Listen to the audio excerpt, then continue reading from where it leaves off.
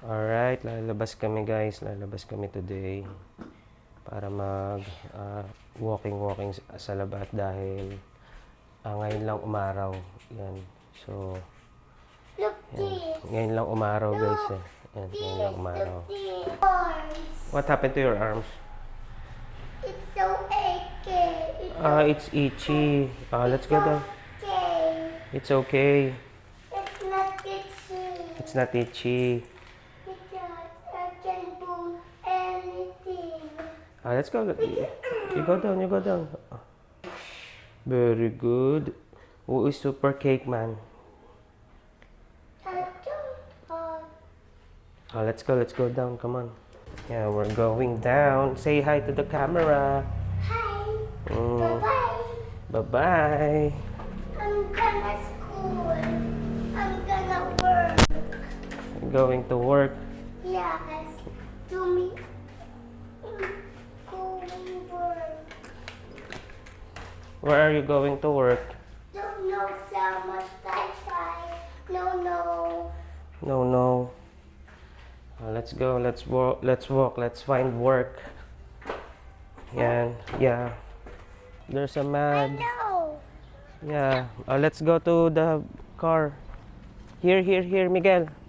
Come here. This way. You go this way. Very nice. Stay there. Guys, ito yung laman ng service namin. Yan, puro gamit. Hindi ko na nagagamit tong mga to. Yan. Tsaka yung iba kalat na. Yan. I'm all done. Yan, wait lang, mag-aayos lang ako. Yan guys, bali lalagyan ko to ng tawag doon? Ng fluid head kasi what? Ate Isha. Wow, Ate Isha. Yan dapat mas magandang gamitin guys sa sa video is ball head. Fluid head kasi mas stable siya, mas solid. Yan, so try kong lipat to sa sa dito. Ayaw na umano. Teka. Masyado nang rumupok. Yan, minsan, so, na eh. Oops. Try natin tanggalin. Yan, natanggal. Yan, very good.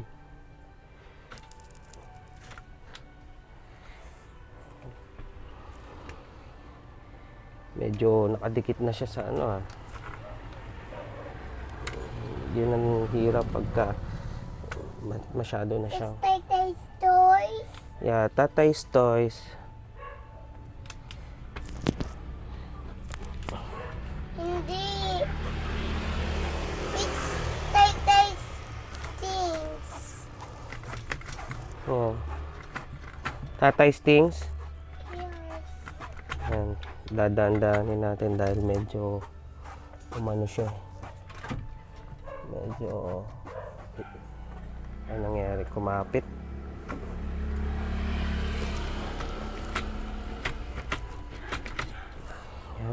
Grabe. Tumigas na.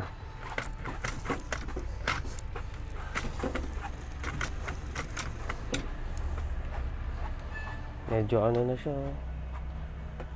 Medyo matigas na guys.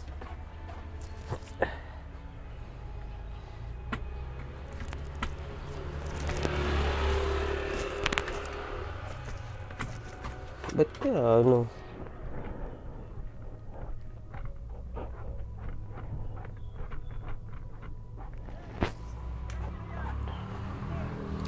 kailangan nating higpitan pa yung mahigpit na to guys, pero hindi ko matanggal. Grabe.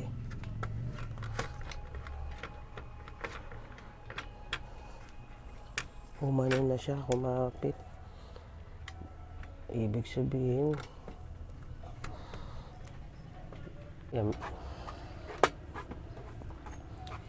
yan, medyo mahirap tanggalin yung dito. Luma-luma na yung tripod, gas-gas na. Tagal na tong tripod, mga ano na to. For 4 years. 4 years ng bugbog. Ready? Wait anak, ito na lang isang tripod ang tatry natin. Ito, mas solid to. Bakal talaga to guys. Try natin kung matatanggal ko din.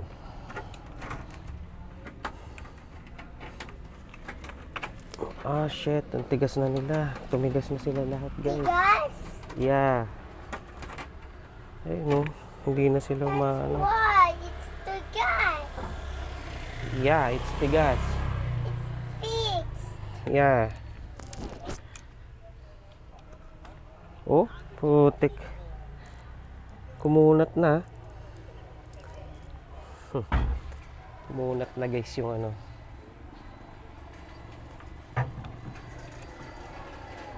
So guys, hindi tayo makagamit ng fluid head. Gawa ng tumigas na siya. Ano kayang ano natin? Ba't kaya siya tumigas? Dahil sa karupukan?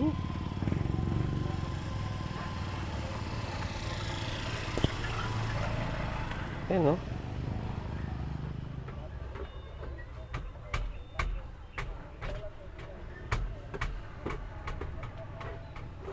Yaan na natin guys.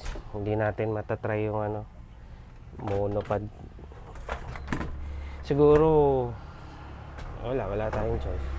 Antayin na, timingan na lang ulit natin na matatanggal natin siya. What's my seat? Ha? What's my seat? Your seat? Ang daming gamit oh. No, go there. Daming gamit. Hindi ko alam kung bibenta ko yan eh. Kasi wala naman na ako eh. Dahil po ito ay Nandito tayo sa church. Yan, nasa church tayo. Yan, first Friday ngayon. Ang dami estudyante oh. Ang dami estudyante ngayon. Ang dami estudyante. Madilim. Lapit kayo dito sa altar para sa ating special blessing. Madaming estudyante ngayon guys. Yan, first Friday kasi. Yan, check natin. Yan, daming estudyante oh. Yan oh. Check natin, daming estudyante.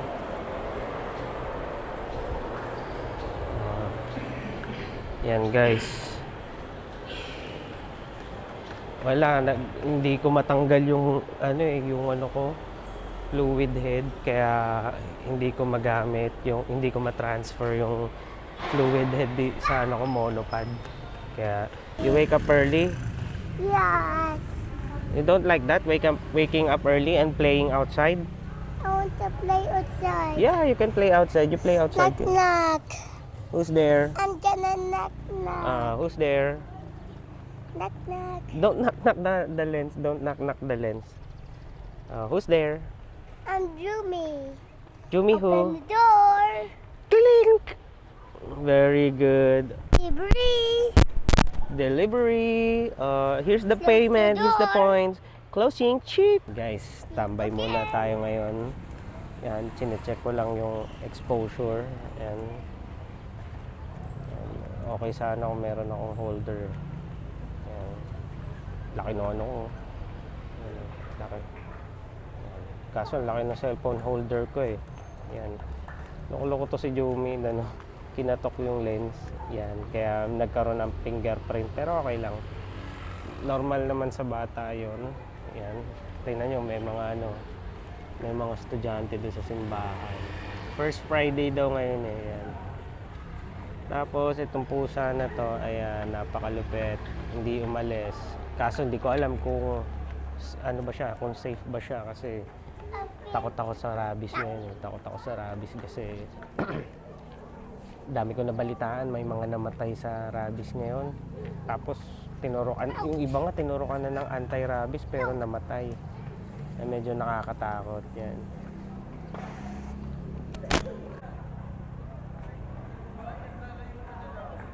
Oh, you say hi to the camera. This. Look at the camera. Hi. Yan guys, ayun. Ano bang pag-uusapan natin? Ano bang magandang lens gamitin para sa wedding? Sa tingin ko, marami, iba-iba, depende sa style. Su. Depende sa magiging style nyo ng wedding shoot nyo. Kasi merong mga magagaling na mga professional creatives na nakikita ko 35, pero ang ganda nila mag-compose ng framing sa 35. Pero kasi ang 35, hindi siya maganda sa close-up, gawa ng wide siya, so madi-distort yung mukha ng subject. Tapos yung iba 50, yung iba 85, yung iba 135. Pero depende talaga sa style ng shooting nyo doon. Where do you want to go? Go there. Let's go down, come on. Oh, look at, yeah, be careful. You also, you try to jump. Are you going to try to jump? It's okay, it will not harm you. Okay, ready? 1, 2, 3. You don't like to jump. You're afraid. You're still afraid of jumping. Very good. You can run. You can run. You can play, enough.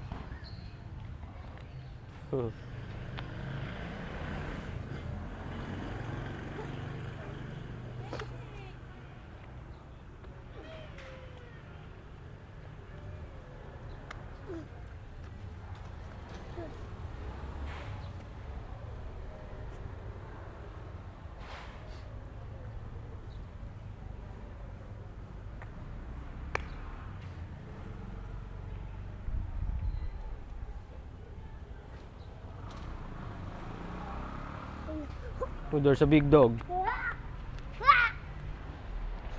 Don't go near the dog, huh? It's walking. Walking towards you. Please. Wait up. Okay guys, magandang gamitin sa establishing mga wide lens. So, kung ang available lens nyo lang ay 1855, kunwari bumili kayong camera tapos ang pinaka-wide nyo lang is 1855. Pag mag-e-establish kayo, gamitin nyo yung 18 para wide siya. So, kapag sa full frame naman, usually 28 to 105 yung kit niyan or 2875. So, pag mag-establishing kayo, gamitin nyo yung 28. So, halimbawa medyo kayo halimbawa, bibili kayo ng prime lens, ano bang pinakamagandang wide? Masasuggest ko, ang pinaka-wide na pwede nyong bilhin sa wedding is 16. Pero, ang usage niya lang talaga is for establishing. Kasi kapag ginamit nyo siya sa backshot, sobrang wide siya. So, medyo liliit yung subject nyo pag backshot. So, ang pinaka-recommended is pwede rin yung 20mm, which is yung gamit ko ngayon, and 24. Yung 28 kasi kapag ginamit nyo siya sa backshot, medyo malapit na siya. So, kailangan mo pang lumayo ng masyado. Pero, recommended din yon. So, ang pinakamaganda is yon 18, 20, and 24. Yun yung pinaka-best best focal pagka magba-backshot ka. Usually kasi sa backshot ginagamit yung wide para pag pumasok yung bride sa church habang nagwo-walk siya, makikita yung structure ng church, yung loob kung gaano kaganda, and magiging background ni bride yon. So yun yung magiging pinaka-creative shot sa kanya pag backshot. Then sa mga close-up shot, halimbawa sa mga first dance, ganun, maganda rin gamitin yung wide. Kasi pag 16 talaga, pagka sobrang lapit, madi-distort yung parang magiging larger than life. Sobrang laki ng couple. So, hindi siya magandang tingnan. Loko-loko to si Jumi, ginagaya, nag-exercise. Loko-loko talaga eh. What are you doing? What are you doing?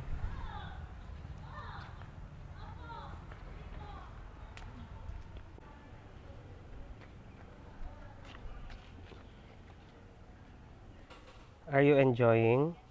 Yes. Enjoy playing. Enjoy playing outside. Now. Stop right there. I'm gonna gotcha. Oh no, you catch me. Oh no. Sheriff Labrador, please help. I need your help, Sheriff Labrador.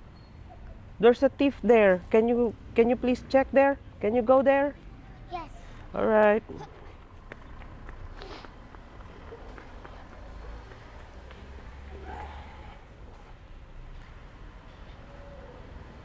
Oh, Spider-Man. Very good. Oh, you get the thief. Let's play. Do you want to play with him?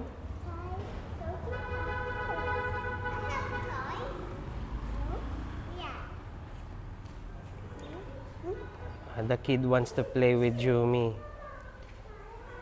He asked Jumi to play. You shake your hand. Apo. And they're playing toys. Nice.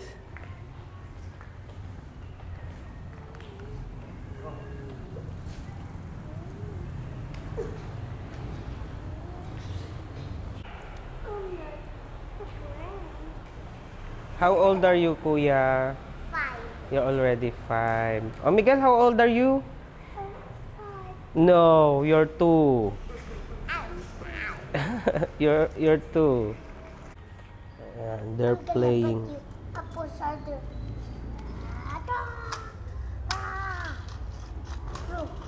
not gonna die. I'm gonna buy guys.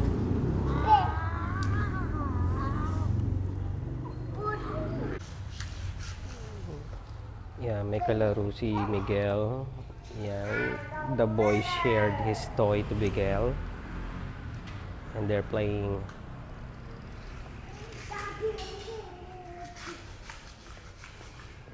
Ang pangit lang sa sa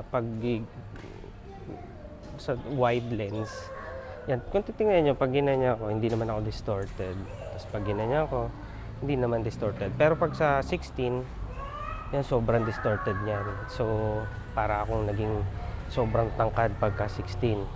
Yan, dito normal lang, normal. Yan. Pangit pala sa pag nag-auto ka, auto setting pagka pagka mali yung natutukan. Pag against the light, didilim talaga yung sa subject. Yan, 'di ba? Yun lang.